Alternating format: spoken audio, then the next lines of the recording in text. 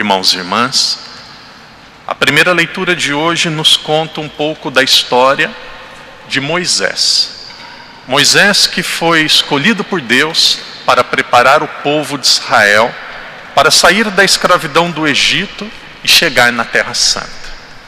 A história conta que Moisés, quando o povo estava guerreando contra uma nação estrangeira, Moisés decidiu subir no alto do monte para rezar.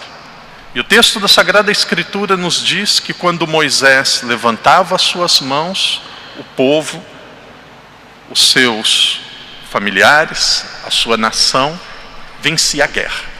Quando Moisés se cansava e abaixava os braços, eles perdiam a guerra. E o texto continua dizendo que Moisés permanecia com o braço levantado até o pôr do sol, durante todo o dia. Esse texto quer dizer a cada um de nós da importância da perseverança na vida de oração. A importância de perseverar na nossa fé.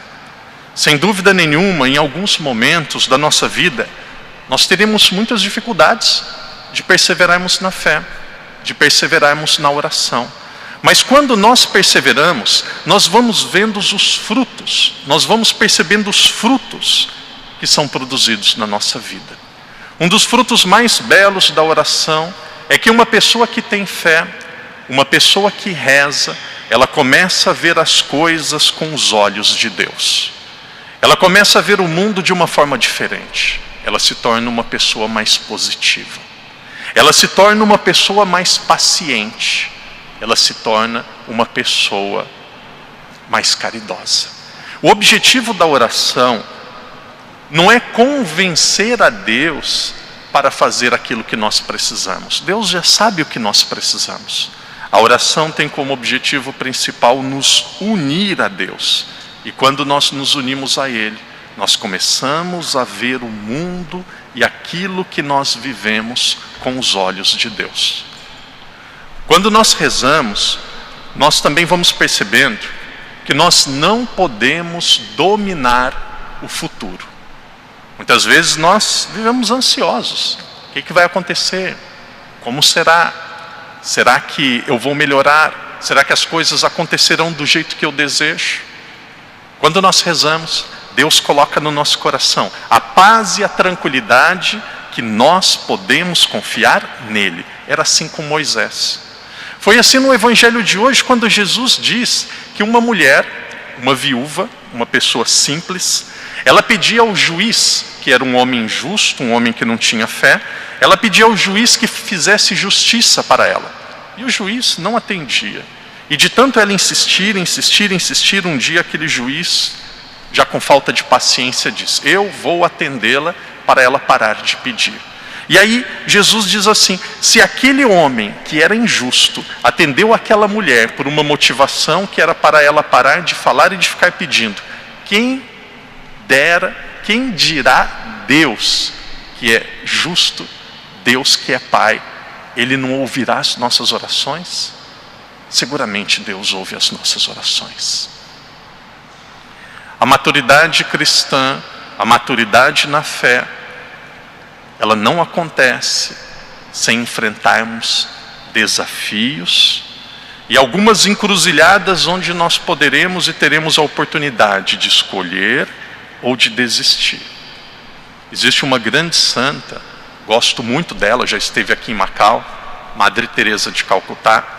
Madre Teresa de Calcutá, ela pertencia a uma congregação religiosa, as Irmãs de Nossa Senhora de Loreto, que era uma congregação que trabalhava com educação, trabalhava nos colégios.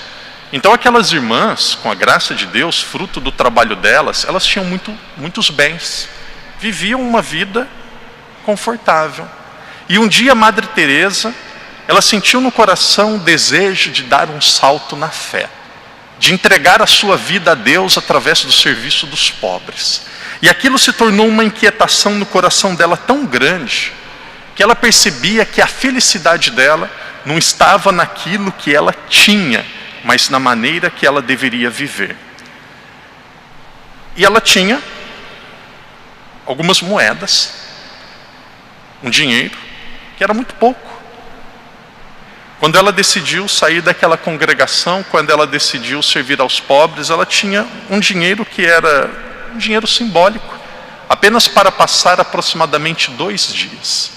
E ela saiu do convento, com a roupa do corpo, com aquele pouco de dinheiro. E conta a história que na rua mesmo que ela saiu, ela já pegou e já fez a doação. E no coração dela tinha esta dúvida. No coração dela tinha esta oferta: Senhor, se tu queres que eu parta para me encontrar contigo, aqui eu estou pronta. E o contexto da Índia, principalmente o contexto hindu, era um contexto onde as pessoas acreditavam no karma. O que é o karma? Você não deveria ajudar tanto uma pessoa que estava sofrendo, uma pessoa que era mendiga. Por quê? Porque se ela estava mendigando, ela merecia passar por aquilo. Segundo, você não deveria ajudar uma pessoa que estava mendigando, porque depois ela teria outras vidas, nas outras reencarnações, e aí ela teria uma vida melhor e seria recompensada por aquilo que ela não teve na Terra. Madre Teresa, praticamente, ela e Deus, sem condição humana nenhuma, sem segurança humana nenhuma. Ela teve apenas um desejo, uma vontade, uma decisão: Senhor, eu abandono-me a Ti. E nós conhecemos o restante da história. A Madre Teresa que nós admiramos, a Madre Teresa que foi respeitada, que chegou a discursar até na ONU, que ganhou o Prêmio Nobel da Paz, foi uma mulher que cresceu, que foi moldada a partir da fé. Queridos irmãos e irmãs, na nossa vida, às vezes Deus vai permitir que nós tenhamos alguma contrariedade, que nós deixamos de ter algo que nós queremos muito, ou que as coisas escapem um pouco do nosso controle, para Deus amadurecer a nossa fé. Eu dizia agora há pouco a uma pessoa que conversava com um padre, eu dizia assim: Deus não demora. Uma pessoa dizia: Padre, eu peço há tanto tempo para alguém da minha casa se confessar, voltar para a igreja, ter uma fé mais madura. Padre, por que Deus não me ouve? Padre, eu peço perdão, porque essa pessoa hoje está aqui e daqui a alguns minutos virá confessar, virá conversar com o padre. Deus não abandona aqueles que pedem com o coração. E olha, a sabedoria de Deus, ele tem uma sabedoria tão grande que Deus ele fala nos detalhes, ele fala nas pequenas coisas. Hoje é dia 16 de outubro. Não sei se alguém sabe o santo que nós celebramos hoje. Talvez não seja um santo tão popular. Hoje nós celebramos São Geraldo Magela. Naturalmente, hoje é o domingo, 29º domingo do tempo comum, então nós não vamos celebrar o santo, mas todo dia 16 de outubro é São Geraldo Magela. Quando eu fui batizado, naquela época ainda, 42 anos atrás, em alguns lugares era costume que os padrinhos de batismo consagrassem os filhos ou aquela criança a um santo. Aqui em Macau ainda existe, até hoje, esses dias eu peguei uma certidão de batismo, eu fiquei até um pouco assustado. Estava lá procurar certidão de batismo, padrinho de batismo, estava lá Santo Antônio de Pádua, Santo Antônio de Lisboa. Eu falei: meu Deus, Santo Antônio? E aí eu perguntava para outras pessoas: mas Santo Antônio é o padrinho? É, padre, isso daqui é uma tradição antiga. Coloca o santo como padrinho. Então não pode colocar só o santo, tem que colocar uma pessoa que vai conviver fisicamente com a criança, também vai colocar o santo. E aí na minha época, o meu padrinho de batismo foi São Geraldo. E eu conhecia muito pouco de São Geraldo, mas eu cresci ouvindo a minha avó, o meu avô dizendo: você é consagrado a São Geraldo Magela. Eu guardei aquilo no meu coração, guardei aquilo na minha memória. Quando eu tinha mais ou menos 17 anos de idade, naquela época eu jogava vôlei, jogava em um time da minha cidade, tinha oportunidade de jogar em outras cidades, de jogar alguns campeonatos. Eu lembro um dia que eu estava saindo do treino, Eu precisei pegar um ônibus em um terminal de Campinas, da minha cidade, chamado Terminal Central.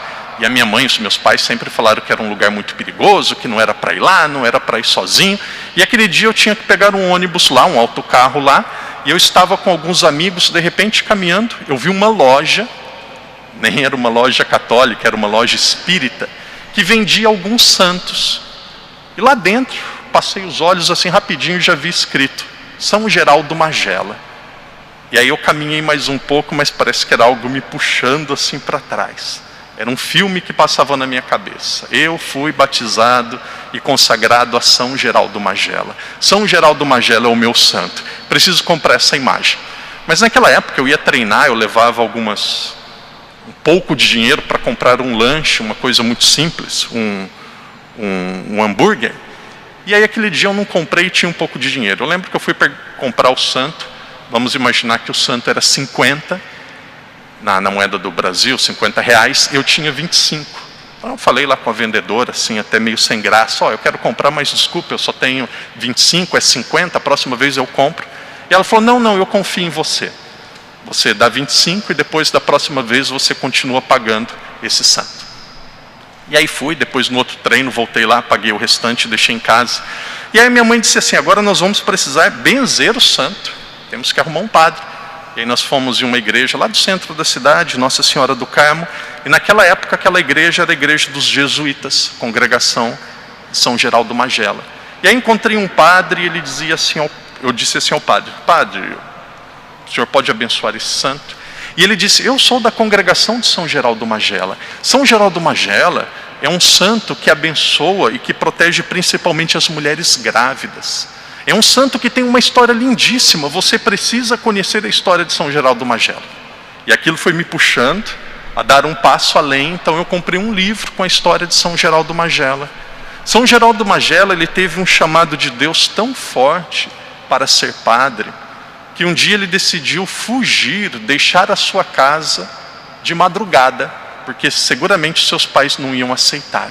Então ele escreveu uma carta e deixou em cima da sua cama, quando ele pulou a janela e saiu à noite. Ele dizia assim, pai, mãe, estou saindo de casa para ser santo. Estou saindo de casa para ser santo. E aquele dia ele decidiu entrar no seminário.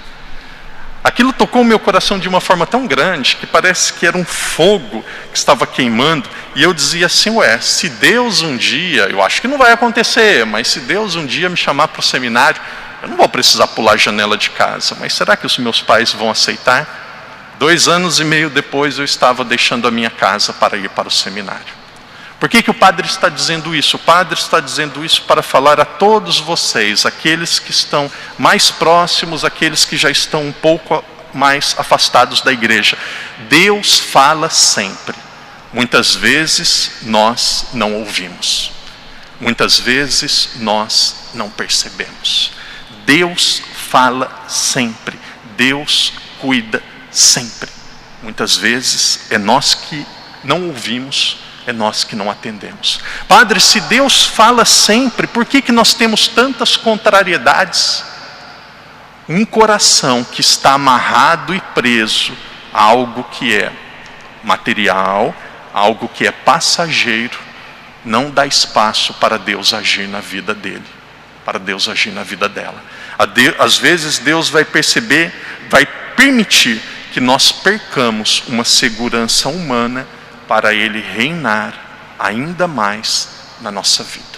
Por isso, a exemplo de Madre Teresa de Calcutá, a exemplo dos grandes santos, que Deus nos ajude a termos esta percepção, este olhar e esse ouvido, para acreditarmos que Ele age sempre, que Ele está presente sempre, que Ele conduz a nossa história, que em Deus nós podemos confiar.